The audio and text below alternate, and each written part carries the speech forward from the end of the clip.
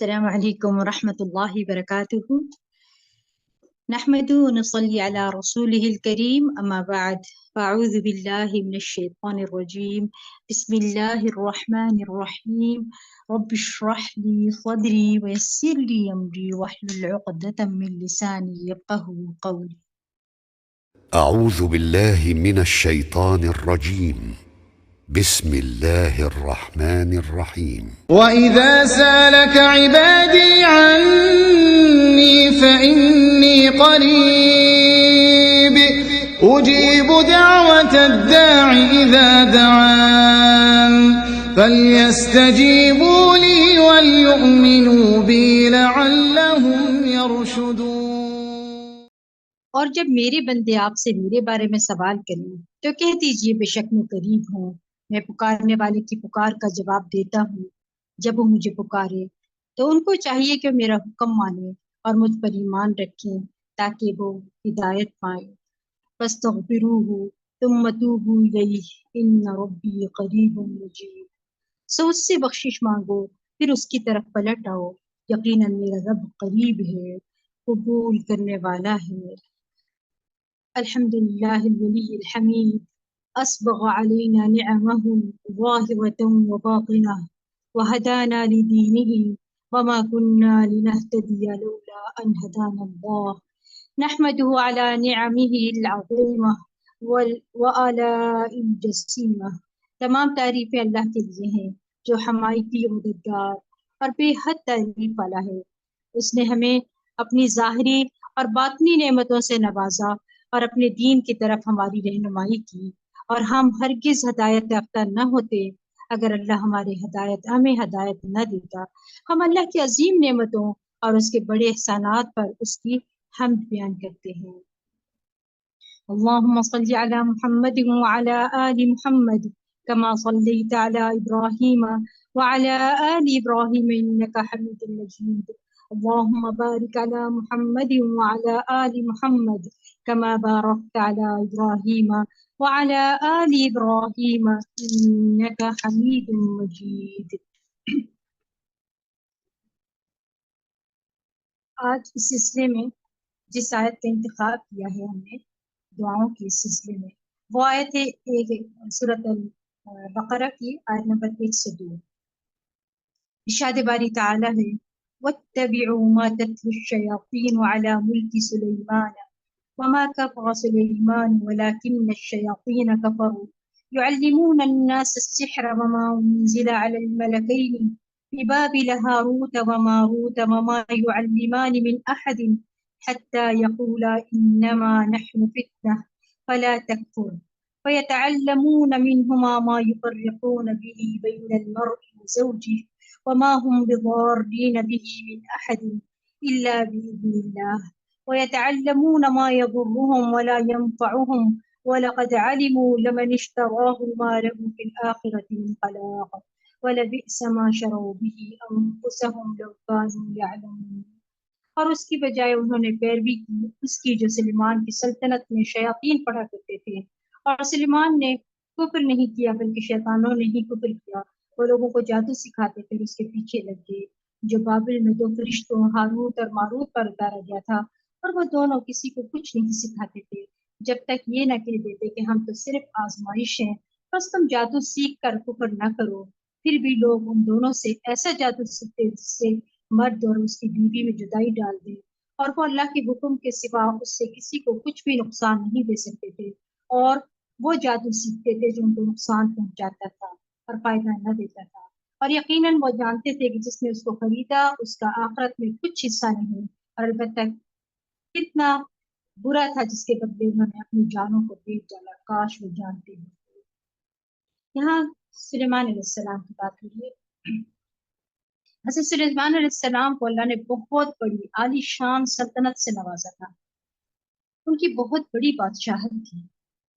وہ واحد ایسے پیغمبر ہیں جن کی حکومت صرف انسانوں پر ہی نہیں بلکہ جنوں پر بھی تھی، پرندوں پر، ہواؤں پر اور دیگر مخلوقات پر بھی تھی، اور یہ تمام چیزیں ان کے تابع کر دی گئی تھی، اور یہ غیر یقینی تھا کیونکہ اس سے پہلے ایسا کبھی نہیں ہوا تھا، اور یہ سب اللہ کے اذن سے ہو رہا تھا۔ اللہ نے انہیں ملکن کبیرہ عطا کیا تھا۔ جب وہ فوت ہوئے تو لوگوں نے یہ مشہور کر دیا کہ سلیمان علیہ السلام جادوگر تھے، اور جادو کے زور سے یہ سب کچھ کرتے تھے، یعنی ان کا جادو سب پر چلتا تھا۔ آپ صلی اللہ علیہ وسلم کے دور میں بھی یہودیوں کو یہی خیال تھا، تو اس کی تردید میں یہ آیت نازل ہوئی کہ ایسا نہیں تھا۔ اللہ کے نبی صلی اللہ علیہ وسلم جو چیز ان کے پاس لائے تھے، جو ان کی کتابوں کی بھی تصدیق کرتی تھی، مگر وہ سب چھوڑ کر اس کے پیچھے لگ گئے۔ فرمایا وَاتَّبَعُوا مَا تَتْلُو الشَّيَاطِينُ، یعنی انہوں نے پیروی کی اس کی جو سلیمان کی سلطنت میں شیاطین پڑھا کرتے تھے۔ آپ دیکھیں کہ جن قوموں پر زوال آتا ہے وہ اعلیٰ چیزوں کو چھوڑ کر ادنا کی طرف چلے جاتے ہیں۔ حضرت سلیمان علیہ السلام کی قوم نے بھی یہی کیا تھا۔ سلیمان علیہ السلام کے دور میں بھی جادوگروں کو زور بہت عام ہو گیا تھا، ہر طرف جادو ہی جادو چل رہا تھا۔ اور جب سلیمان علیہ السلام نے دیکھا کہ لوگ اس میں بہت زیادہ انٹرسٹ لے رہے ہیں، تو انہوں نے لوگوں کی ایسی کتابیں، ایسا کلام، ایسی چیزیں ان سے لے کر اس کو اپنی کرسی کے نیچے یا پھر اپنی سلطنت کا جو مرکز تھا اس کے نیچے زمین میں کہیں جا کے دفن کر۔ تو ان کی وفات کے بعد شیاطین اور جادوگروں نے کیا کیا؟ اس کو نکال دیا۔ نکالنے کے بعد یہ مشہور کر دیا کہ سلیمان علیہ السلام ان کتابوں کے ذریعے تم پر حکومت کرتے۔ تو اس وقت لوگوں نے اس کو دھڑا دھڑ سیکھنا شروع کر دیا، یہ سوچ کر ایک پیغمبر یہ کام کرتا تھا تو ہم بھی کریں۔ تو اللہ تعالیٰ نے اس کی تردید کی کہ وَمَا كَفَرَ سُلَيْمَانَ، سلیمان علیہ السلام نے کفر نہیں کیا تھا۔ یہاں کفر سے مراد جادو، یعنی سلیمان علیہ السلام نے جادو کے بل پر حکومت نہیں کی تھی۔ کیا کہا؟ وَلَكِنَّ الشَّيَاطِينَ كَفَرُوا، کنہوں نے کفر کیا تھا؟ شیاطین، شیطانوں نے ہی کفر کیا، سلیمان علیہ السلام نے نہیں کیا۔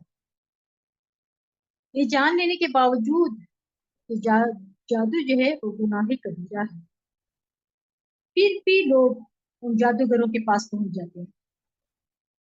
آج بھی آپ دیکھیں لوگ جادوگروں کے پاس چلے جاتے ہیں، پھر بھی باز نہیں آتے، پتہ بھی ہے گناہ کبیرہ، جو ان کو بیوقوف بناتے ہیں، پھر ان کے پاس چلے جاتے ہیں، ان سے کیا کرتے ہیں؟ پیسے لوٹتے ہیں، بس اپنا دین ایمان خراب کرتا ہے پھر انسان وہاں جا کر۔ یہ ساری چیزیں دراصل انسان کے لیے ایک امتحان ہے، امتحان۔ اس کو سمجھا کریں کہ میں کسی امتحان میں ہوں، اللہ نے بیماری ڈالی ہے، مشکل آئی ہے، تو میں امتحان میں ہوں، میں اب اس سے بچنے کے لیے جا کہاں ہے، اس سے اس کا دھیان رکھا کریں۔ پھر فرمایا وَيُعَلِّمُونَ النَّاسَ السِّحْرَ، اور وہ کیا تھا؟ وہ لوگوں کو جادو سکھاتے تھے، اور اس کے پیچھے لگ گئے کیونکہ جو بابل میں دو فرشتے ہاروت اور ماروت پر اتارا گیا تھا، اور وہ دونوں کسی کو کچھ نہیں سکھاتے تھے۔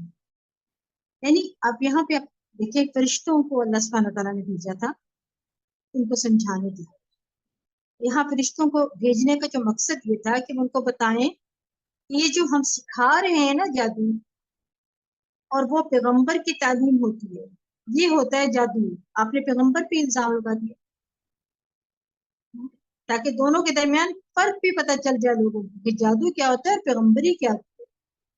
وہ معجزات تھے اللہ کے جس کو آپ جادو کا نام دیں گے، یہ بھی مقصد تھا فرشتوں کے نازل ہونے کا۔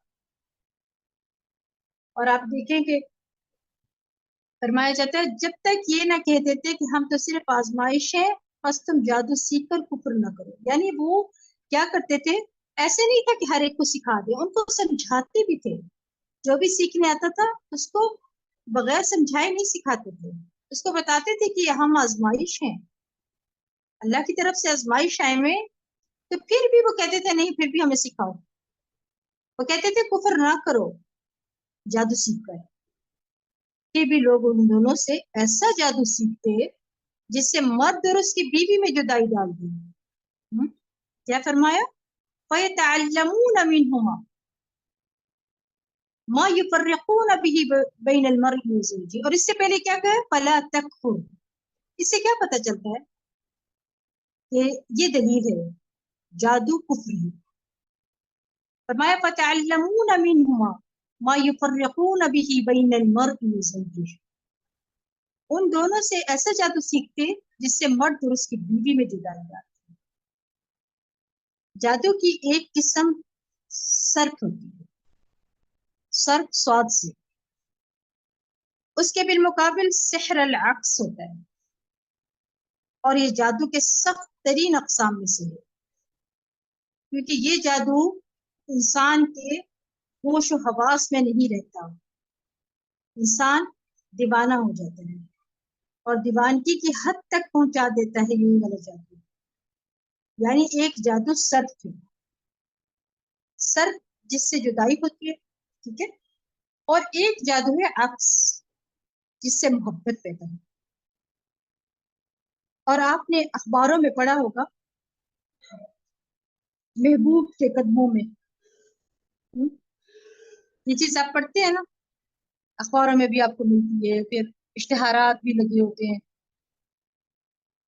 کیا کہتے ہیں؟ محبوب کے قدموں میں۔ یہ جادو ایسا ہے کہ انسان حواس کھو بیٹھتا ہے، یعنی کسی سے محبت ہو تو وہ دیوانہ ہو جاتا ہے، جیسے آپ یوں بھی کہہ سکتے ہیں عاشق مجنون ہوتا ہے۔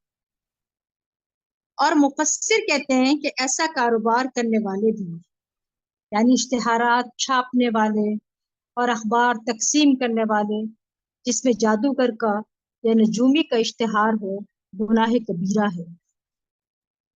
یعنی گناہ کبیرہ جو کہ جادو ہے، اس کے فروغ کے لیے، اس کے بزنس کو بڑھانے کے لیے کیا کیا جاتا ہے؟ جو کام، جس کام میں بھی آپ اس کا ساتھ دیں گے وہ بھی گناہ کبیرہ کا مرتکب ہو جائے گا، لہٰذا یہ بھی نہیں کرنا چاہیے۔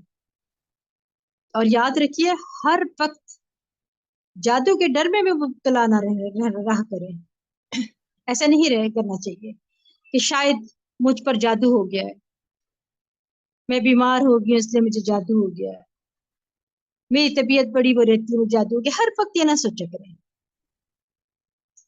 اکثر لوگ سوچتے رہتے ہیں کہیں کوئی ہم پر جادو نہ کر دے، لگتا ہے کہ کسی نے کر ہی دیا ہے، لگتا ہے کہ کچھ اثر ہے ہمارے اوپر۔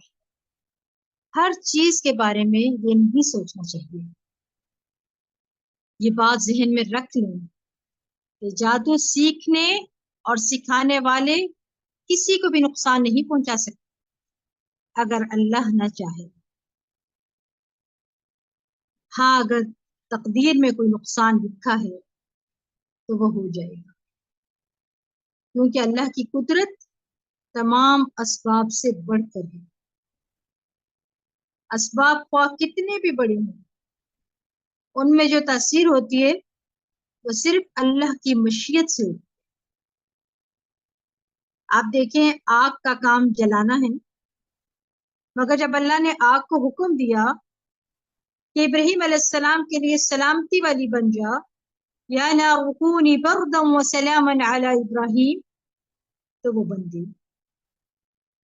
وہ جلا سکتی تھی نا، لیکن نہیں جلایا کہ اللہ نے حکم دیا، یہ اس کی مشیت تھی ایسا کرنا۔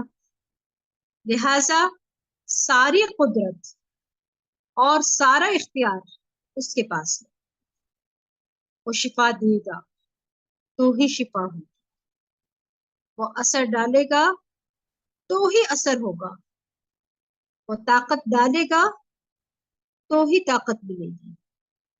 انسان خود سے کچھ نہیں کر سکتا،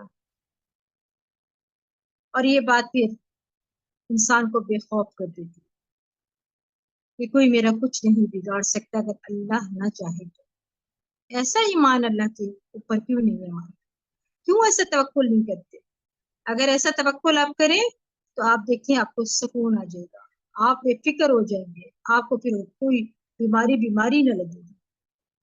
انسان کو ہمیشہ یہ بات یاد رکھنی چاہیے کہ اللہ کی قدرت اسباب سے بڑھ کر ہے۔ اگر اللہ نہ چاہے تو کوئی کسی کا کچھ بگاڑ نہیں سکتا، اور جو کسی کو تکلیف دیتا ہے وہ خود پھر کبھی چین سے نہیں رہتا، وہ ضرور ان کو واپس جاتی ہے تکلیف، وہ کسی صورت میں جاتی ہے۔ پھر بندہ اس کو نہ سمجھے تو وہ اس کی نادانی ہے، لیکن وہ جاتی ضرور ہے۔ آپ دیکھیں کسی پر بد دعا کرتے ہیں، اگر وہ مستحق نہیں ہے تو بد دعا واپس جاتی ہے، اسی شخص کے اوپر جاتی ہے جس نے یہ کام کیا ہوتا ہے، جس نے یہ فعل کیا ہوتا ہے۔ اور اگر آپ نے جادو کیا ہے، کسی مظلوم کی آہ آپ کو لگی ہے تو آپ بچ جائیں گے، اگر دنیا میں بچ بھی گئے تو آخرت میں کیا کریں گے؟ آپ کو بھی غور کریں نا، تو عجیب قسم کے لوگ ہوتے ہیں جو جادو کرتے ہیں اور جو جادو کرواتے ہیں۔ جو جادو کرتے ہیں ان کا حال دیکھیں، گھن آتی ہے ان کو دیکھ کے، نفرت ہوتی ہے۔ اللہ نے ان کے چہروں سے رونقیں اٹھا لی، بھیانک سے لوگ ہوتے ہیں۔ کیوں؟ کیونکہ وہ کفر کر رہے ہیں اور کھلے عام ارتکاب کرتے ہیں، ان کو اللہ کا خوف نہیں، وہ اللہ کے خوف کے دائرے سے باہر آ چکے ہیں، ان کو اللہ کا ڈر نہیں ہے، اس لیے وہ ایسے کام کرتے ہیں۔ آپ دیکھیں اگر جادو ہی اتنا کام کرتا تو جادوگر ایسی گندی جگہوں پہ کیوں بیٹھے ہوئے؟ بڑے بڑے محلوں میں کیوں نہیں بیٹھتے؟ بڑی بڑی کوٹھیاں کیوں نہیں ان کے پاس؟ ہوتی ہیں بعض لوگوں کے پاس جو صرف پیسہ کمائے جاتے ہیں اور جا کے گھر بار بناتے رہتے ہیں، لیکن خود نہیں بیٹھتے وہاں پر۔ ہمیشہ آپ ان کو دیکھیں گے حواس باختہ ہوتے ہیں، حال و حلیہ ان کے دیکھیں، نہ اچھے کپڑے ہوتے ان کے پاس، نہ کچھ ہوتے، نہ ان کی جیسے آپ دیکھیں کہ صحتیں بھی اچھی نہیں ہوتی، رنگ خراب ہوئے ہوتے۔ یہ سب کیا ہے؟ ایک طرح سے جیسے لگتا ہے جیسے لعنتیں پھری ہوئی ہے، مستقل جھٹائی کے ساتھ گناہ کر رہے ہوتے ہیں۔ اس لیے ان لوگوں سے دور ہی رہیں، کیونکہ جو ان کی صحبت میں جاتا ہے اور پھر وہ کیا ہوتا ہے، وہ بھٹک ہی جاتا ہے۔ آپ دیکھیں کہ جو شیاطین کے کام ہیں، شیاطین جو کام کرتے ہیں وہی کام انسان کرنے لگتے ہیں نا، اور یہ کتنے گندے کام ہیں۔ جادو سیکھنا انتہائی جو ہے غلط کام ہے اور حرام ہے، اور جادو کے کچھ مخصوص طریقے ہیں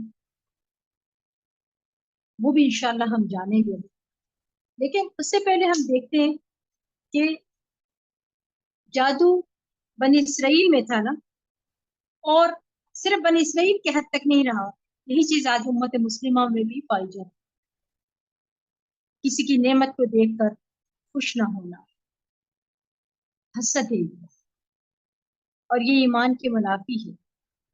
اللہم لا تجعلنا منہم، اللہ تو ہمیں ان لوگوں میں شامل نہ کرے۔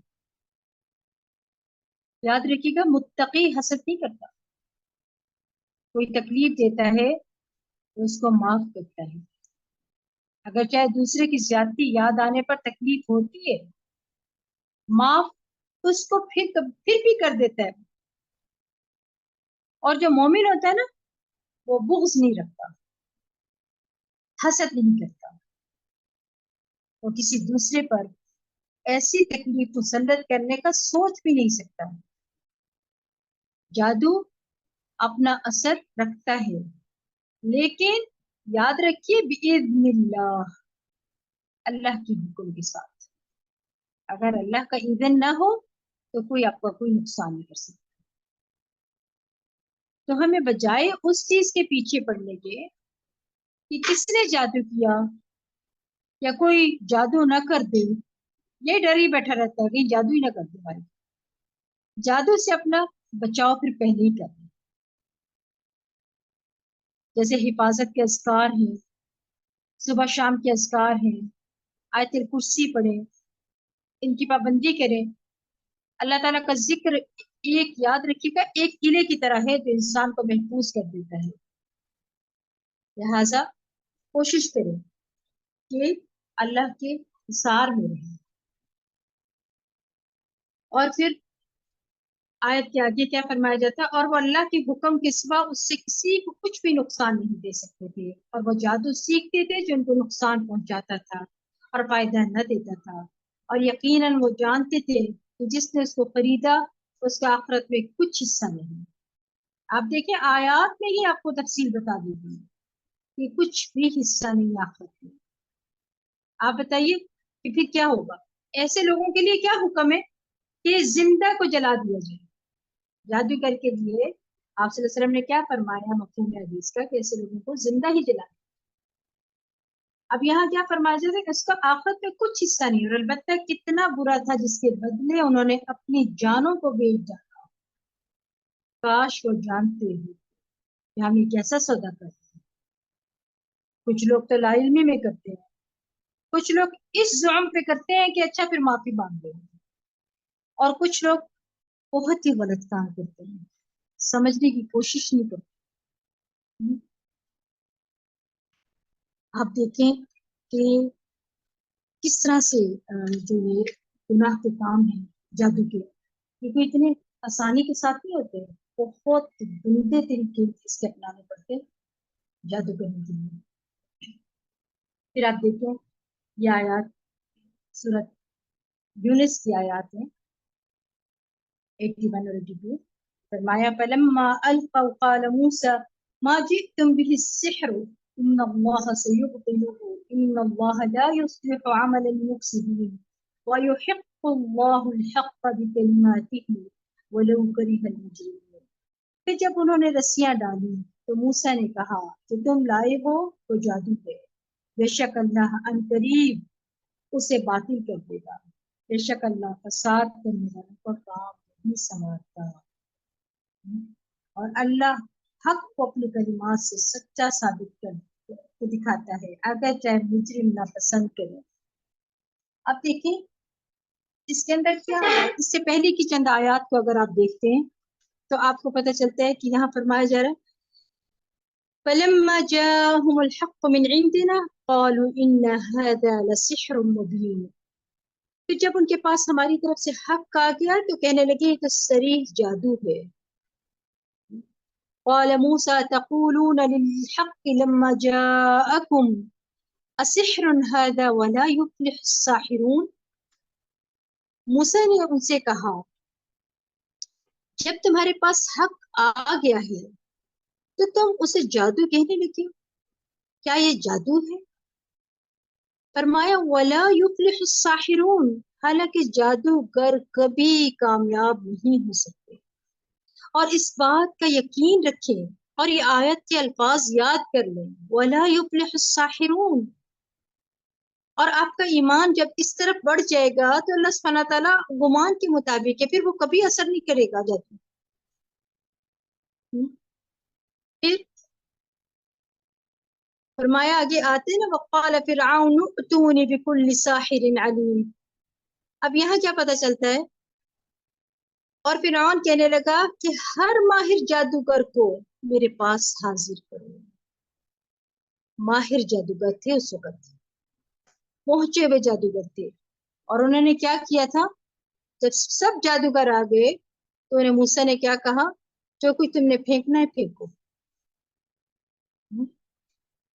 کیوں؟ کیونکہ پہلے ہی حضرت موسیٰ علیہ السلام دیکھ کر ان رسیوں کو جو شعبدہ بازی کر رہے تھے. جادو اصل میں ہوتا کیا ہے؟ جادو ہوتا ہے نظر کا دھوکا. اور وہ شعبدہ بازی کر رہے تھے تو ان کو دیکھ کر کیا محسوس ہوا حضرت موسیٰ علیہ السلام کو؟ ڈر کے وہ ایک دم گھبرا کے پیچھے ہو گئے. تیری فطری عمل ہے کہ جب اتنی رسیاں ہوں گی ہر طرف آپ کو سانپ ہی سانپ دکھائی دیں گے تو انسان بشر تو ڈر ہی جائے گا. اللہ تعالیٰ نے کیا کہا تھا کہ مت کرو، آگے بڑھو اور اپنا عصا جو ہے وہ پھینکو. اور یہی انہوں نے پھر کیا، اور ان کے جو عصا تھا وہ اژدہے کی شکل اختیار کر گیا اللہ کے حکم کے ساتھ، اس کی اذن کے ساتھ، اور اس نے جا کے ساری رسیوں کو دیکھیں سانپ نظر آ رہے تھے، جو کہ شعبدہ بازی تھی وہ ساری نکل گئی. اور آپ دیکھیں وہ پیغمبر تھے، ان کو بھی وہ صحیح سانپ ہی لگے. کیسا جادو تھا؟ ان کو دیکھ کے وہ خود گھبرا گئے کہ کیا ہے یہ اتنے سانپ. حالانکہ وہ سانپ نہیں تھے، رسیاں تھیں.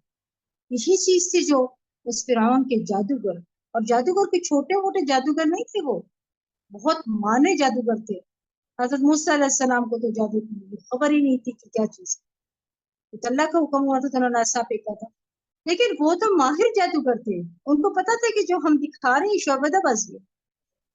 لیکن جب ایسا ہوا کہ حضرت موسیٰ علیہ السلام کے عصا پھینکنے کے بعد جو انہوں نے نگل لیا سائنسٹیوں کو، تو وہ سمجھ گئے اس بات کو، اور پھر انہوں نے فوراً اللہ کے حضور سجدہ کیا اور مان لیا. آپ دیکھیں کہ سبحان اللہ، یہ سب کیا ہے؟ یہ نظر کا دھوکہ ہے. انسان کو دھوکہ دیتے ہیں اور کرتے کیسے ہیں؟ بہت غلط طریقے کے ساتھ. اب دیکھیں یہ جو آیات ہم نے پڑھی ہیں، ان میں سے ہمیں کیا ہونے والے جو فوائد ہیں اس کو دیکھ لیتے ہیں. پہلی بات یہ کہ یہ سمجھ لیجئے کہ جادو سیکھنا حرام ہے. ٹھیک ہے. پھر نمبر 1، جادو کے کچھ مخصوص طریقے ہیں جن کو سیکھا جاتا ہے، اور اس کے کچھ ماہر عالم ہیں، ٹھیک ہے، جن سے وہ جادو سیکھا جاتا ہے، لیکن اس کا سیکھنا کیا ہے؟ حرام ہے. اور جادوگر کی شرعی حد اس کو قتل کرنا. کیوں ایسا حکم دیا اللہ کے نبی صلی اللہ علیہ وسلم نے؟ کیونکہ زمین میں فساد برپا کرنا ہے. حق کو ثابت کرنے کے لیے دشمن کا مقابلہ کرنا جائز ہے، اس لیے اس کو قتل کر دینا چاہیے. پھر حق کو حق ثابت کرنے اور باطل کو باطل کرنے کے لیے دشمن کے مقابلے میں نکلنا اور اس کا مقابلہ کرنا جائز ہے. فساد کا انجام تباہی بربادی ہی ہوتا ہے. اگر وہ فساد پھیلاتے ہیں تو پھر ان کی بھی تباہی ہوتی ہے، ان کا انجام بھی برا ہی ہوتا ہے.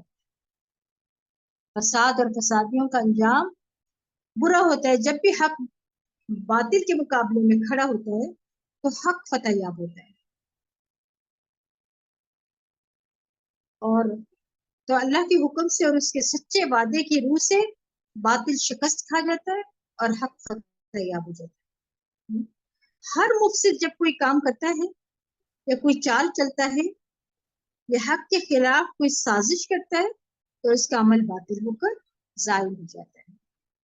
اگرچہ کسی وقت مفسد کا عمل رائج ہو جاتا ہے، مگر آخر کار اسے مٹنا اور ضائع ہونا ہے. رہے اصلاح کار، تو ان کے اعمال میں ان کا مقصد اللہ تعالیٰ کی رضا کا حصول ہے. بس اللہ تعالیٰ ان کے اعمال کی اصلاح کرتا ہے اور ان میں ترقی عطا کرتا ہے، اور ان کو ہمیشہ نشر و نما دیتا رہتا ہے.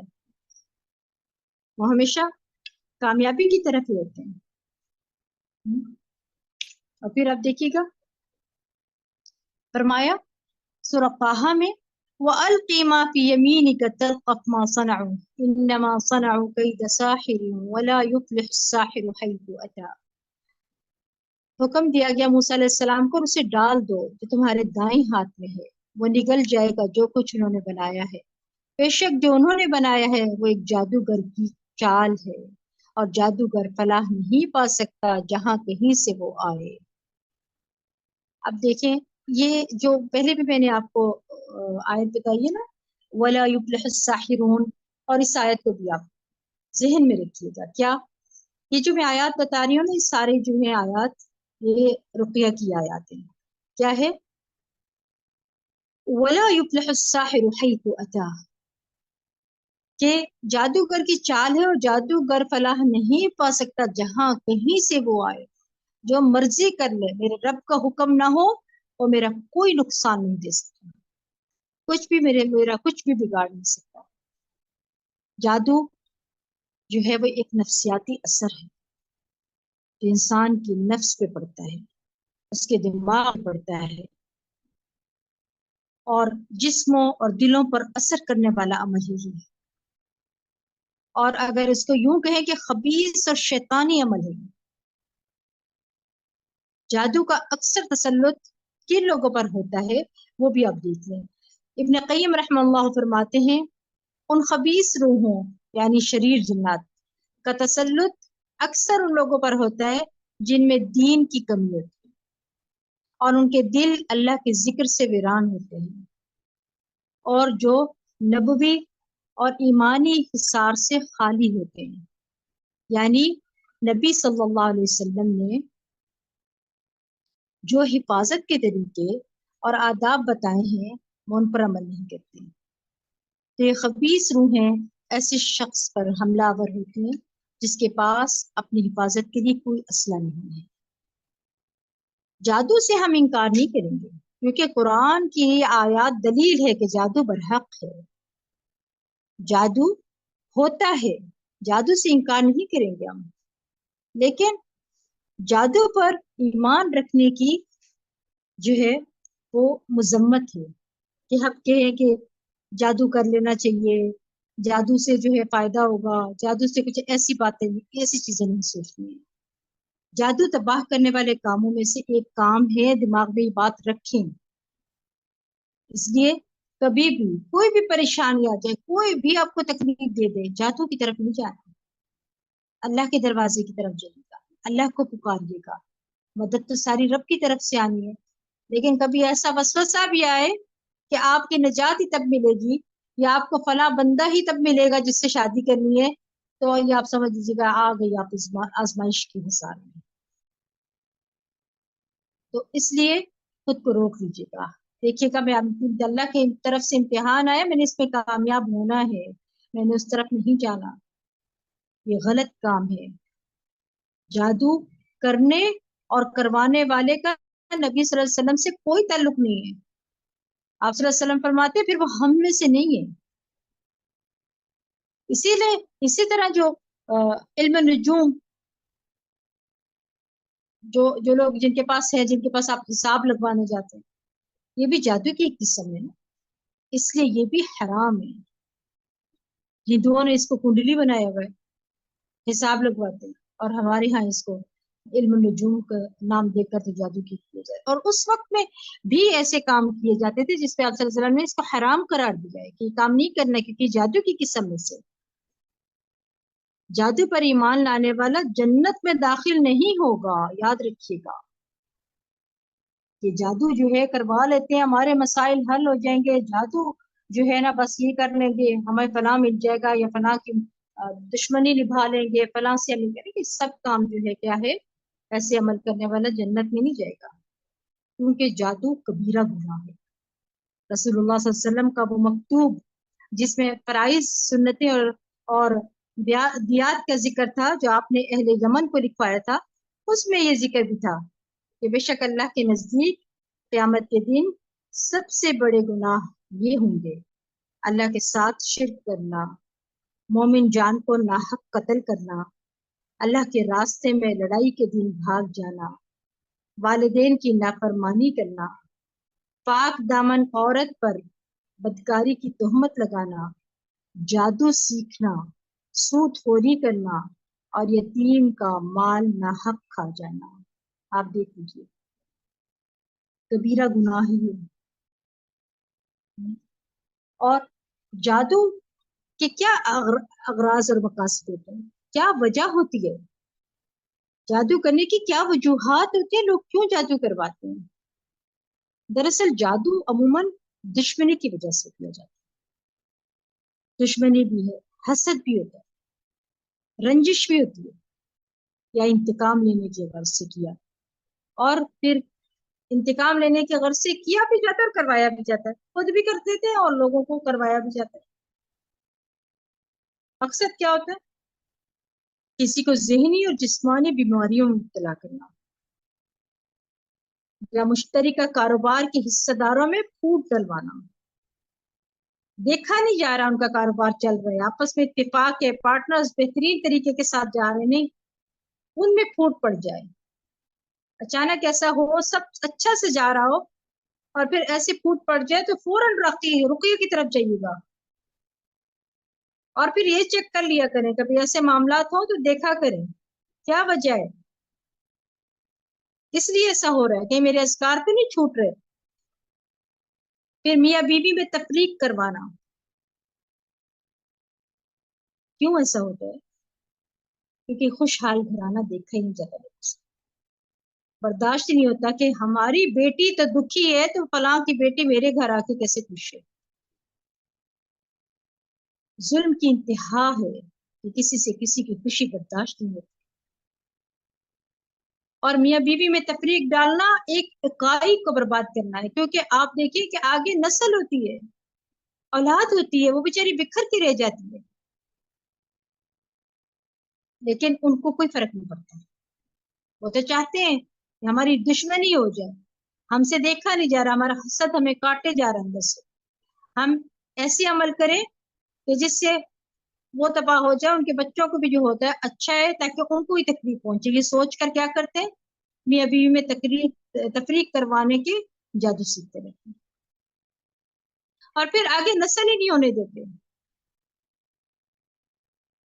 کتنا ظلم ہے. کیوں؟ کیونکہ بہو مجھے پسند ہی نہیں آئی. اور اسی طرح ساس اچھی نہیں لگتی تو جادو کروا دیتے. اور پھر آپ دیکھیں کہ ہم سائے تکلیف دے رہے ہیں کسی وجہ سے، تو آپ جا کے سمجھائیں، لوگوں کو لے کر آئیں، ان کو سمجھائیں کہ بھئی یہ معاملہ کیا ہے، لیکن نہیں، ان پہ جادو کروا دیتے.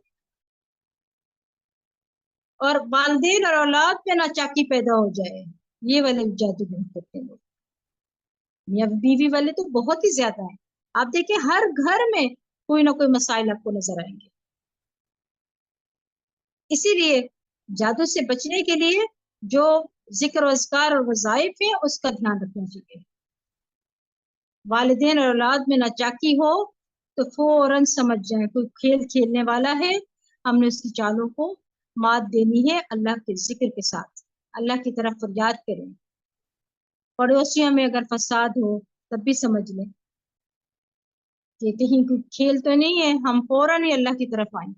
دوستوں میں جدائی ڈالتے ہیں، دو دوست آپس میں گہرے ہو جائیں تو کچھ دن پتہ چلتا ہے کہ پتہ نہیں کیا ہوا، سب ختم ہو گیا. کہاں گئی وہ دوستی، کہاں گئی وہ دوست.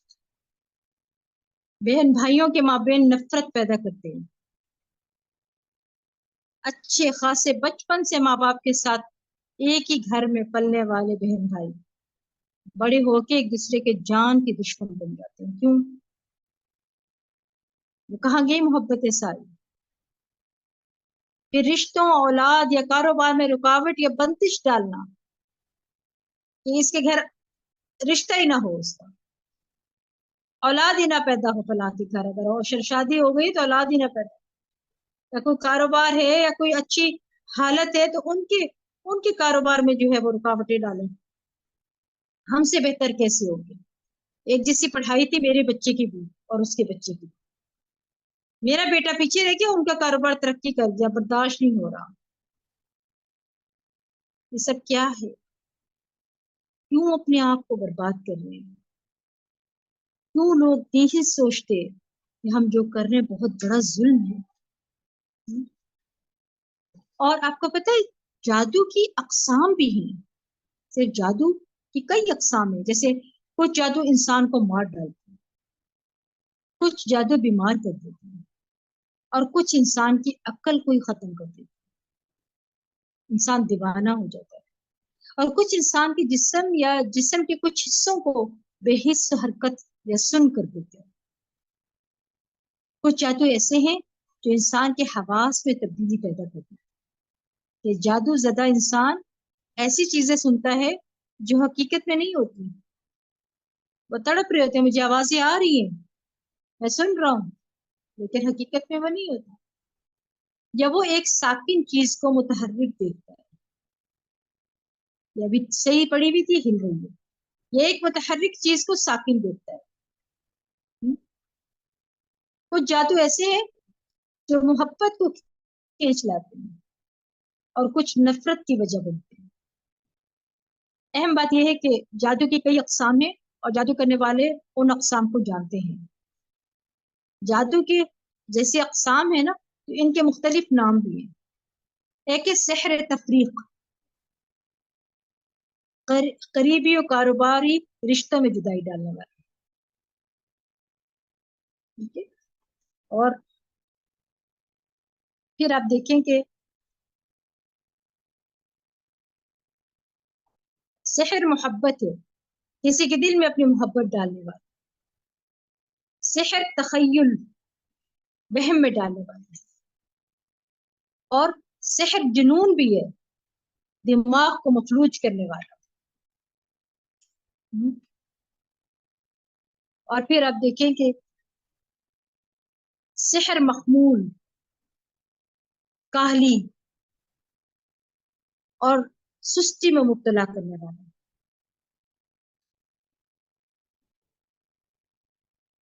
آپ دیکھیں یہ سب کیا ہے. پھر آپ دیکھیں سحر امراض ہیں، مختلف بیماریوں مثلاً مرگی میں مبتلا کرنے والا. سحر استحاضہ ہے، استحاضہ کی بیماری میں مبتلا کرنے والا. جادو جو ہے نا، یہ ایک اردو زبان کا لفظ ہے. عربی میں اس کے لیے سحر کا لفظ استعمال ہوا ہے. سحر کا جو لغوی معنی ہوتا ہے نا، وہ دھوکہ دینا، ہیلا کرنا، حقیقت سے پھیر دینا، باطل کو حق کی صورت میں ظاہر کرنا، یا پھر کوئی چیز کسی کے سامنے ملمہ سازی کر کے پیش کرنا کہ دیکھنے والے حیران رہ جائیں. یعنی کسی چیز کو اس طرح پیش کریں کہ دوسروں کو حیران کر دیں. اور سحر کے اصطلاحی معنی کے بارے میں علماء نے مختلف طرح کی تعریف بیان کی ہے. امام زہری کہتے ہیں کہ جادو ایک ایسا عمل ہے جو شیطان جن کی مدد سے کیا جاتا ہے، یعنی جادو میں جنات ملوث ہوتے ہیں. امام راضی کہتے ہیں کہ جادو کا تعلق ہر اس کام کے ساتھ ہوتا ہے جس کا سبب پوشیدہ ہوتا ہے اور اس میں دھوکہ دہی نمایاں ہوتی ہے. لیث رحمہ اللہ کہتے ہیں کہ جادو اس عمل کا نام ہے جس میں پہلے شیطان کو خوش کیا جاتا ہے اور پھر اس سے مدد لی جاتی ہے، یعنی اس سے کام لیا جاتا ہے.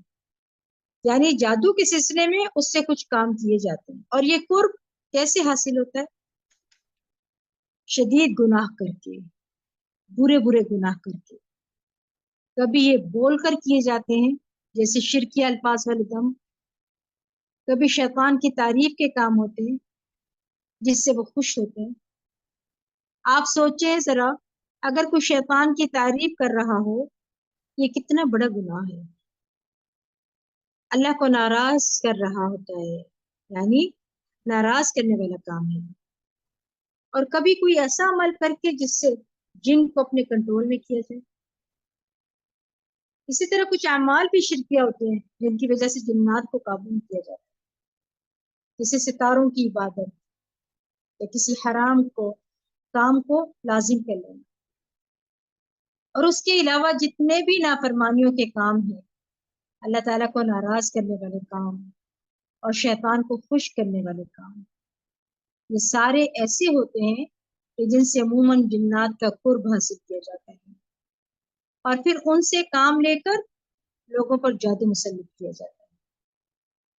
یعنی جادو میں عام طور پر شیاطین کو استعمال کیا جاتا ہے اور شیطان کے ذریعے وہ کام کروائے جاتے ہیں.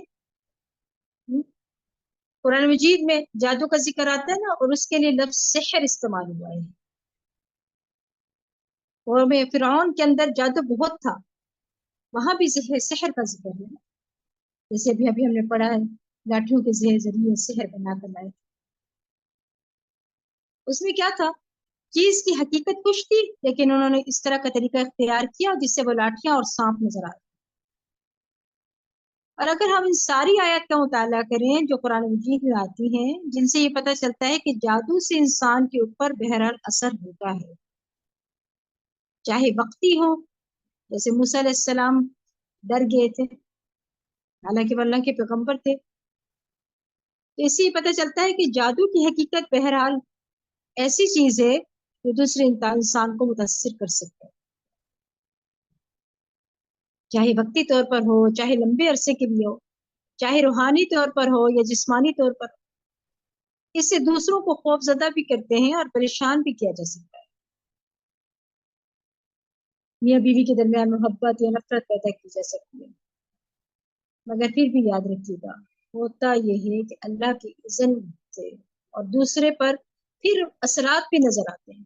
مثلا جیسے آپ کسی کو گالی دیتے ہیں یا تھپڑ مارتے ہیں یا برا بھلا کہتے ہیں تو دوسرے شخص پر اس کے اثرات نظر آتے ہیں، اس کے نفسیات پر اثرات نظر آتے ہیں آپ کو، اور بعض اوقات روح سے پھر جسم کی طرف بھی منتقل ہو جاتے ہیں، انسان بیمار بھی رہتا ہے، ڈپریشن میں چلا جاتا ہے۔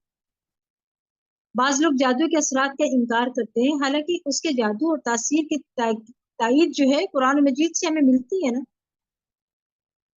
اور یہ یاد رکھیے کہ اسلام جادو کے عملیات کروانے کو سختی سے منع کرتا ہے، یعنی قرآن اور سنت میں اس کی ممانعت آئی ہے، اور ایسا کچھ کام کرنے کو کفر قرار دیا گیا۔ جادو سیکھنا سکھانا کیا ہے؟ کفر ہے۔ یاد رکھیے کبیرہ گناہ ہے، میں بار بار دہرا رہی ہوں اس بات کو تاکہ اس بات سے ڈریں۔ اس لیے کوئی بھی ایسا عمل نہیں کرنا چاہیے جو جادو کی نوعیت کا ہو، کیونکہ پھر کفری عمل ہوگا، یہ کبیرہ گناہ ہے، اس پر پکڑ ہوگی۔ جیسے وہ دھاگے لینے جاتے ہیں، ایک تو کالا دھاگا لینا کیا جادو ہے، پھر اس کے اوپر گرے لگواتے ہیں۔ گرے لگوانا کیا ہے؟ یہ سب کیا چیزیں ہیں؟ یہ سب جادو ہے، جادو کی قسمیں ہیں۔ آپ جا رہے ہیں اور وہ آپ کو گرے لگا لگا کے دے رہے ہیں، ایک جی پھونک مار کے گرا لگا دیا کر دیا اور لا کے آپ اپنے بچے کے گلے میں ڈال دیتے ہیں، آپ اس کے کیا کہتے ہیں پیروں میں بھی لوگوں نے باندھے ہوئے ہیں، ہاتھوں میں بھی باندھے ہوئے ہیں۔ ایک شرک بھی ہے اور دوسرا یہ جادو کی قسم ہے جو کہ گناہ کبیرہ ہے۔ پھر انسان کہتا ہے میں ہر وقت پریشانیوں میں کیوں رہتا ہوں؟ کیونکہ آپ اپنے رب کو ناراض ہی اتنا کر لیتے ہیں۔ ہر وقت اللہ کو ناراض کریں گے پھر نتیجے میں کیا ہوگا؟ پھر آپ دیکھیں کہ جادو کے کچھ نام میں آپ کو بتا رہی تھی، جس میں سحر حواتف یعنی چیخ و پکار میں مبتلا کرنے والا سحر، ہر وقت بندہ چیختا اور پکارتا رہتا ہے۔ پھر سحر امراض بھی ہے، مختلف بیماریوں مثلا مرگی میں مبتلا کرنے والا جادو۔ سحر استحاضہ بھی ہے، استحاضہ کی بیماری میں مبتلا کرنے والا جادو۔ ایسے بہت سے جادو ہیں۔ اور اب جادو کی نا علامات کی طرف بھی آتے ہیں کہ ہمیں پتا ہو کہ جادو ہوا ہے تو کیسے پتہ چلے گا۔ پہلی بات یہ کہ معمول کی مزاج میں بلا وجہ تبدیلی کا رونما ہونا، مثلا اچھی خاطی ایکٹیو تھی اب سستی، یا پھر گھبراہٹ، یا پھر خاموشی، دل ہی نہیں کرتا بات کرنے، اور تنہائی کی عادت، ہر وقت تنہائی میں بیٹھے، پھر ذہنی انتشار کی کیفیت کہ وہ تدریج بڑھتی جائے، حد سے زیادہ چڑچڑاپن، کسی کام میں دل نہ لگے، نماز روزہ اور دیگر عبادات سے دل اکتا جانا، بغیر کسی بیماری اور ظاہری علامت کے سر چکرانا، جب دیکھو چکر آ کیا وجہ ہے؟ چیک کروا لیا، ڈاکٹروں کو بھی دکھا دیا، سارا کچھ کہہ لیا، لیکن کچھ پتہ نہیں چل رہا کہ کیا بیماری ہے، مگر سر چکرائے چلا جاتا۔ پھر ڈراؤنے خواب آنا اور بیداری میں بھی چیخ و پکار کی آوازیں سنائی دیں، اس کے علاوہ خون کے چھینٹے اور کپڑوں کا کٹا ہوا پانا، خاوند یا بیوی کو ایک دوسرے میں کشش محسوس نہ ہونا، نہ ان کو وہ اچھا لگ رہا نہ ان کو اچھے لگ رہا، وہ بھی جادو کی قسم ہے۔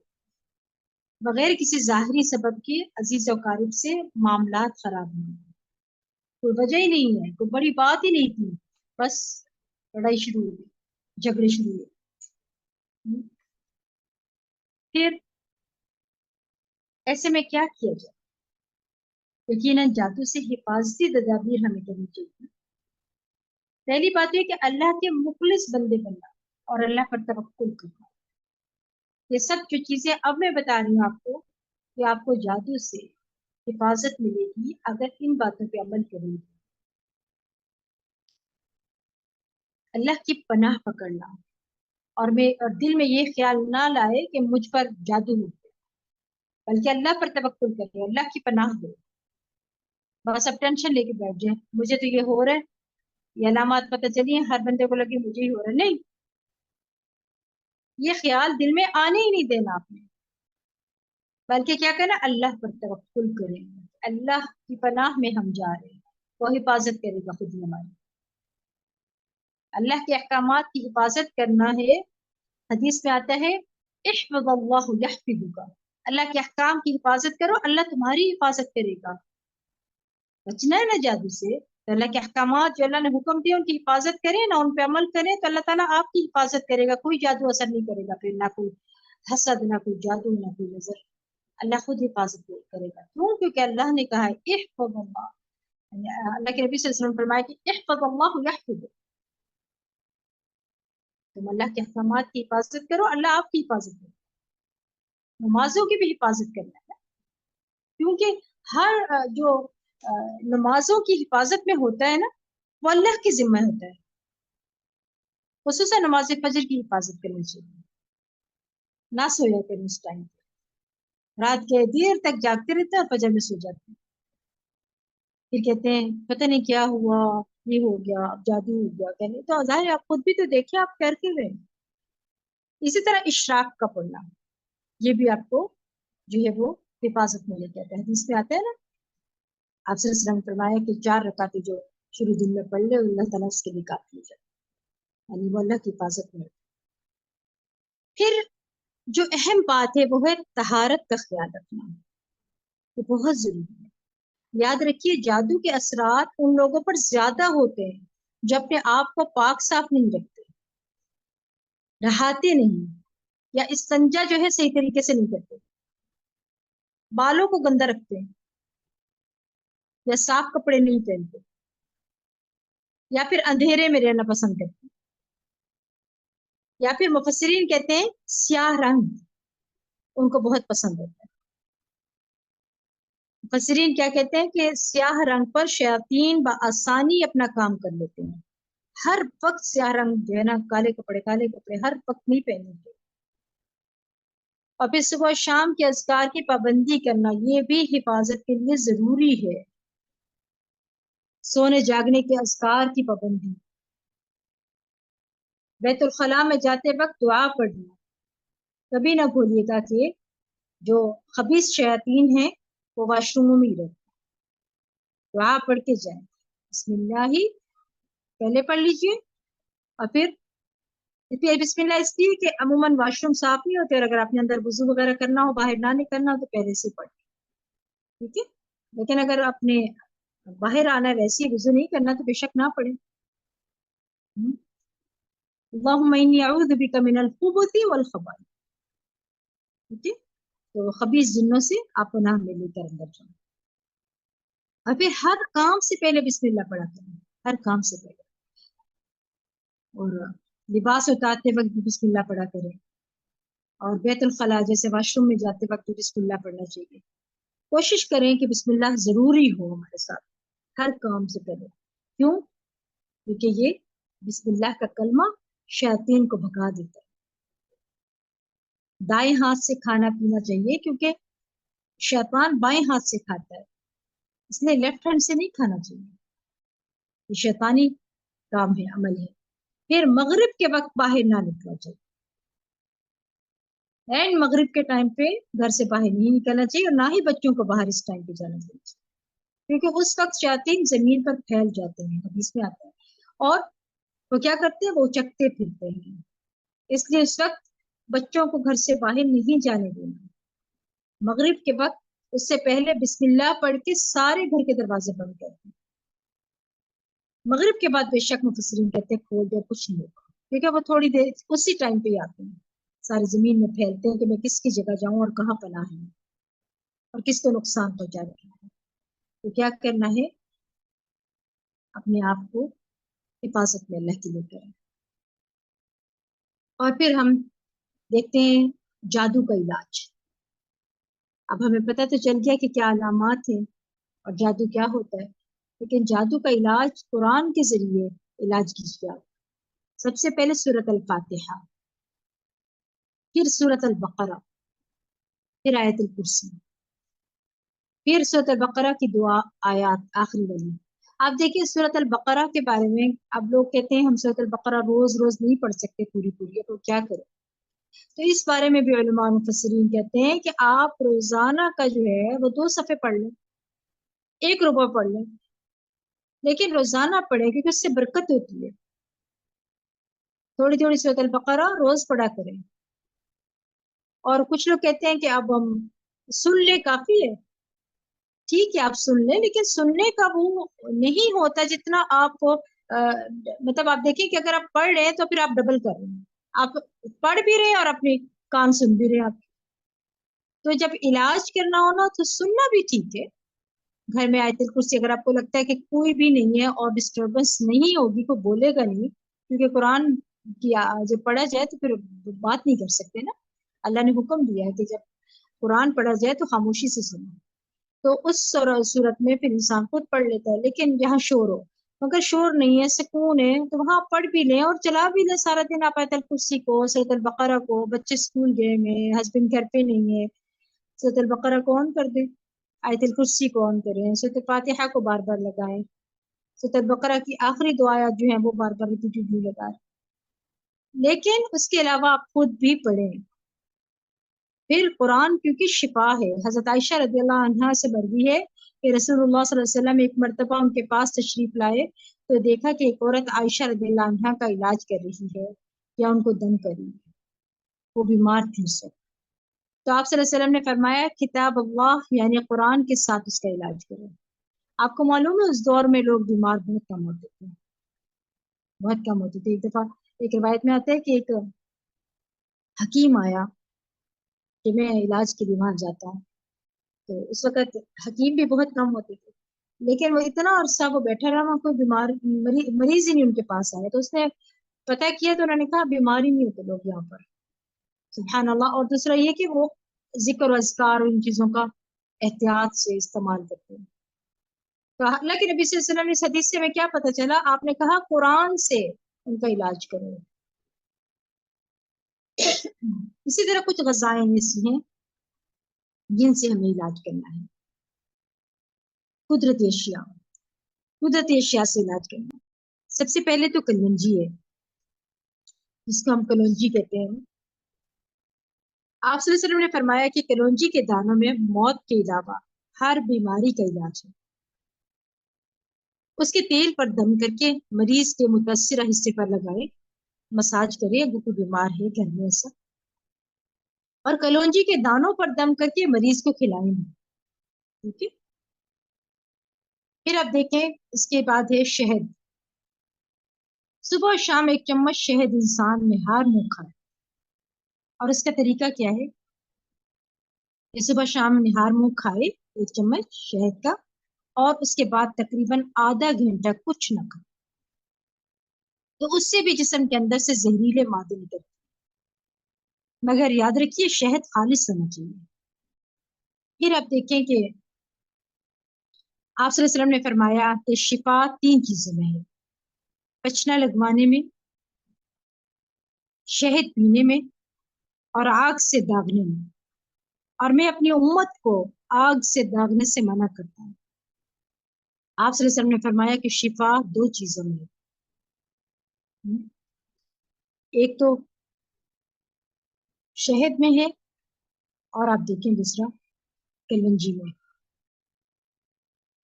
پھر آپ دیکھیں کہ آب زمزم جس مقصد کے لیے اسے پیا جائے اس سے شفا ہوتی ہے. حدیث میں آتا ہے کہ وہ بابرکت بھی ہے جو کھانے والے کا کھانا بھی ہے. اور حدیث میں یہ بھی آتا ہے کہ زمزم کا پانی اس مقصد کے لیے ہے جس کے لیے وہ پیا جائے. تو پھر جس مقصد کے لیے آپ پیئیں گے تو وہ مل جائے گا آپ کو. پھر آپ دیکھیں دم کیا ہوا زمزم کا پانی، یہ بھی پینا چاہیے. زمزم کا پانی لیں تو اس کو دم کریں، اور پانی خالص وہاں سے لے کر آئیں. اور اگر وہاں پر جا رہے ہیں، عمرے پر ہوں، تو وہاں پر موقع دیکھیں پانی لے لیں بوٹل میں اور اپنے اوپر ڈالیں. علاج کے لیے اپنے سر سے لے کر اوپر سے ڈالنا شروع کر دیں. ایک وقت تھا جب حرم کے پاس جگہ ہوتی تھی اور وہاں پر جا کر ہم پورا नल के नीचे खड़े होके तो पूरा नहा लिया करते थे। अब तो वो दौर चला गया। अब तो ये कि बॉटल में पानी लेके आप जाके अपने ऊपर छिड़क लें, ये भी क्या है। और उसमें अगर दम कर लें तो इसमें भी राखी कहते हैं कि ये बेहतरीन बेहतरीन अमल होगा अल्लाह के हुक्म से। जमजम से एक तो पानी पीना और उस पर दम किया हुआ पानी दम करके पानी पीना, दूसरा जमजम के पानी से नहाना, ठीक है। और फिर इसके अलावा दम किया हुआ पानी नाक में डालना और झाड़ना, क्योंकि हदीस के मुताबिक शयातीन के बैठने की जगह है ये। आप सल्लल्लाहु अलैहि वसल्लम फरमाते हैं कि नाक के बासे में सोता, इसीलिए हुक्म दिया कि सुबह उठ के नाक को झाड़ो।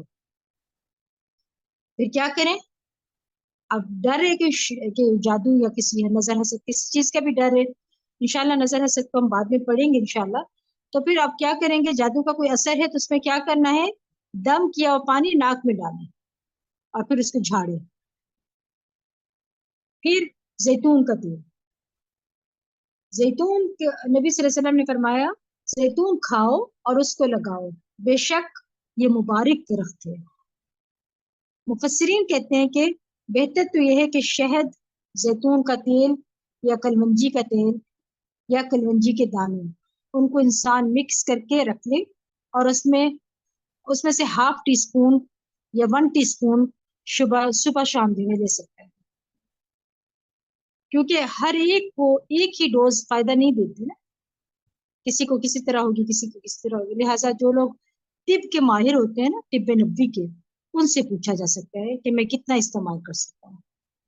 रसूलुल्लाह सल्लल्लाहु अलैहि वसल्लम ने फरमाया कि जैतून का तेल खाया करो और उससे तेल लगाया करो उसका, क्योंकि वो बाबरकत दरख्त है। इसके बाद आप देखें कि हमें क्या पता चलता है कि शहद, जैतून का तेल और कलौंजी का मिलाकर इस्तेमाल करना बहुत मुफीद है। फिर जैतून का तेल पिया भी जा सकता है। आप उसको 1 चम्मच सुबह निहार मुंह ले लिया करें, रात में सोने से पहले ले लिया करें। फिर जिस्म पर जैतून या कलवंजी का तेल मलना भी, जहां जहां आपको लगे कि कुछ है वहां क्या करना है? उसको अपने जिस्म पे उनको मिक्स करके रख ले और जिस्म पे मल लिया। फिर तलबीना खाना, आप सल्लल्लाहु अलैहि वसल्लम ने फरमाया कि ये कुछ गम भी दूर कर देते हैं। फिर अजवा खजूर खाना, अजवा खजूर के बारे में आता है कि अगर 7 अजवा खजूर अगर कोई शख्स खाए तो उसमें भी इलाज होता है। नबी सल्लल्लाहु अलैहि वसल्लम ने फरमाया कि जिसने अजवा खजूर खा ली उसे जहर और जादू नुकसान नहीं देगा। इसके बाद है सना मक्की, उसे सनूत भी कहते हैं। हदीस में आता है कि सना मक्की, सनूत को लाजिम पकड़ो, क्योंकि उसमें हर बीमारी का इलाज है सवाए मौत के। फिर सींगी लगवाना, जिसको हजामा कहते हैं, रसूलुल्लाह सल्लल्लाहु अलैहि वसल्लम ने सींगी लगवाने के अमल को निहायत शिफा बख्श करार दिया कि इसको आपने करना है, ठीक है। फिर याद रखिएगा, गैर शरई तरीके इलाज की मुमानत है कि कोई आपको कहते कि ये फला चर्बी से करना है, फला खून से करना है, तो ये नहीं कर सकते आप। हराम में शिफा नहीं है। अगर आपको कोई कह दे कि शराब में मिक्स करके ये पी ले तो शिफा है, तो कभी भी शिफा नहीं हो सकती। जादू का इलाज जादू से करने की सख्ती से मुमानत है।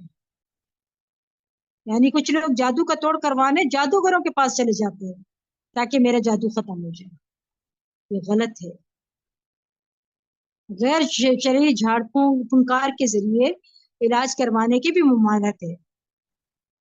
आप सल्लल्लाहु अलैहि वसल्लम ने फरमाया कि मेरी उम्मत के 70,000 लोग बगैर हिसाब के जन्नत में जाएंगे। ये वो लोग हैं जो ना झाड़ फूंक करते हैं, ना बदशगुनी करते हैं, यानी ना फाल लेते हैं, बल्कि अपने रब पर भरोसा करते हैं। आप देख लो, 70,000 जो बिला हिसाब जाने उनमें है ही नहीं है, तो गलत फाल भी नहीं लेना चाहिए। और यहाँ तक तो ठीक है, लेकिन रुकिया करके फूंक मारना और झाड़ना जायज है। जैसे हमने हदीस पढ़ी थी, जो मैं आपको कल भी बता रही थी कि आप दिल के ऊपर आप धुतकार सकते हैं ना। हदीस में आता है कि जब आपके नमाज के दौरान भी आपके दिल में ख्याल आए تو اعوذ باللہ من الشیطان الرجیم من ہمزہ ونفخہ ونفثہ پڑھ کر 3 بار اپنے سینے کی طرف، اپنے دل کی طرف دیکھ کر تو 3 بار کہہ دیں، اس طرح دھتکار دیجیے۔ خود نبی صلی اللہ علیہ وسلم جب بیمار تھے نا، اپنے ہاتھوں پر پھونک مار کر اپنے جسم پر ہاتھ پھیرتے تھے، اور جب کسی مریض کے پاس جاتے دم کرتے تو ہاتھ پھیرتے وہاں پر بھی اور پھونک مارتے، یہی رقیہ ہوتا ہے۔ اس کے علاوہ کاہنوں اور نجمیوں کے پاس جانے کی ممانعت ہے۔ لوگ کاہن کے پاس چلے جاتے ہیں، مجھے بتائیے کہ میرے یہ جادو ہوا ہے کیا ہے، میری بیٹی کی شادی نہیں ہو رہی، صبر تو ہے ہی نہیں نا ہمارے اندر کہ اللہ نے جو تقدیر میں لکھا ہے وہ ہو کے رہے گا۔ آپ کا کام ہے زور پکڑ لیں دعاؤں پہ، صدقات، استغفار، دعائیں۔ اللہ چاہے تو اس جادو کو جو اللہ کے حکم سے ہوا ہے وہ مٹا بھی، اللہ کے حکم سے مٹ بھی جائے گا، اسی نے مٹانا ہے، اس کو ختم کرنا ہے۔ تو اپنا زور کس طرف لگانا ہے؟ اللہ کی طرف، رجوع، توکل اللہ پہ۔ ان کے پاس مت جایا کریں، ان کے پاس جانا اللہ کے نبی صلی اللہ علیہ وسلم کی شریعت کا انکار کرنا ہے حدیث کے مطابق، لہٰذا ان کے پاس نہ جائے۔ ایک حدیث میں یہ بھی آتا ہے، مفہوم ہے حدیث کا، کہ اگر کوئی ان کے پاس جائے اور ان کی کسی بات کی تصدیق کرے تو اس کی 40 دن کی نماز قبول نہیں ہوتی۔ اب آپ دیکھیں کہ تصدیق کیا ہے۔ مثال کے طور پر وہ کہہ دیں کہ آپ کی 4 بچے ہیں، آپ کہتے ہیں جی ہو گئی تصدیق، اب کیا کریں گے؟ اس لیے ان چیزوں سے انکار کیا کریں، مت جایا کریں تاکہ وہاں جا کر آپ کا ایمان ہی نہ خراب ہو جائے۔ تعویذ وغیرہ سے بچنا چاہیے، یہ بھی کام غلط ہے، حدیث کے مطابق یہ شرک ہے۔ تعویذ پہننا کیا ہے؟ شرک ہے۔ کسی بھی قسم کا تعویذ نہیں پہن سکتے آپ۔ لوگ کہتے ہیں ہم قرآنی کلمات ہیں، ہم نے معوذات کا پہنا ہوا ہے، ہم نے آیت الکرسی کا پہنا ہے۔ کیوں پہنا ہے؟ جب اللہ کے نبی صلی اللہ علیہ وسلم نے منع کر دیا تعویذ نہیں پہننا، پھر کیوں پہنا ہے؟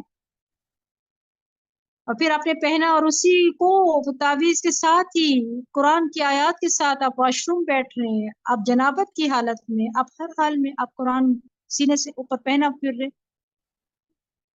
اس لیے یہ منع ہے۔ اور تعویذ یقین کریں، آپ کو اس بات کا ایمان رکھے، تعویذ آپ کو نہیں بچا سکتا، بچانے والی ذات صرف اللہ ہے۔ اس لیے آپ صلی اللہ علیہ وسلم نے اس کے بارے میں کیا فرمایا ہے کہ یہ شرک ہے۔ اسی طرح سورۃ الفاتحہ جو ہے وہ آپ جو ہے وہ پڑھ سکتے ہیں۔ کیوں پڑھ سکتے ہیں؟ اس کے بارے میں آتا ہے، سورۃ الفاتحہ کے بارے میں ہمیں حدیث ملتی ہے کہ صحابہ کرام نے دم کیا تھا، کسی کو بچھو نے کاٹا تھا تو ان کو دم کیا تھا تو اللہ تعالیٰ نے ان کو شفا دی تھی۔ اس صورت کا نام اسے صورت الشفا بھی ہے، اس لیے اس کو پڑھتے رہنا چاہیے۔ اور قرآن و حدیث کی روشنی میں جادو کرنا، کروانا، سیکھنا، سکھانا حرام ہے۔ اسی طرح جادوگروں، شعبدہ بازوں کے پاس جا کر ان سے جادو کے ذریعے علاج کروانا بھی ناجائز بھی اور حرام بھی ہے۔ پھر آپ دیکھیں کہ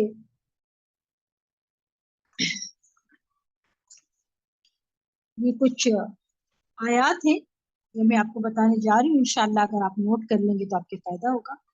سورۃ البقرہ کی کچھ آیات ہیں جو توڑ کے لیے بہت مؤثر ہیں، جادو توڑنا ہے نا اس کے لیے۔ اس میں سب سے پہلے الف لام میم سے لے کر المفلحون تک، یعنی 5 آیات پہلی سورۃ البقرہ کی۔ پھر آیت نمبر 102، پھر آیت نمبر 163 یعنی 163 سے 164 تک، پھر آیت الکرسی، پھر آمن الرسول آخر تک، پھر سورۃ آل عمران کی آیت نمبر 18 19 یعنی 18 سے 19 تک، سورۃ الاعراف 54 سے 56 تک، سورۃ الاعراف 117 سے لے کر 122 تک، سورۃ یونس 81 سے 82 تک، سورۃ طٰہٰ 69، المؤمنون 115 سے 118 تک، الصافات، سورۃ الصافات پہلی 10 آیات. پھر سورۃ الاحقاف 29 سے 33 تک. سورۃ الرحمن 33 سے 36 تک. سورۃ الحشر 21 سے 24 تک. سورۃ التغابن 14 سے 16 تک. سورۃ الجن 1 سے 9 تک. پھر معوذات، سورۃ فلق اور سورۃ ناس. معوذات سورۃ اخلاص بھی، تینوں. اس کے علاوہ پھر مسنون دعائیں. یہ دعا اعوذ بکلمات اللہ التامات التي لا يجاوزهن بر ولا فاجر من شر ما ينزل من السماء وما يعرج فيها ومن شر فتن الليل والنهار ومن كل طارق إلا طارق يطرق بخير يا رحمن.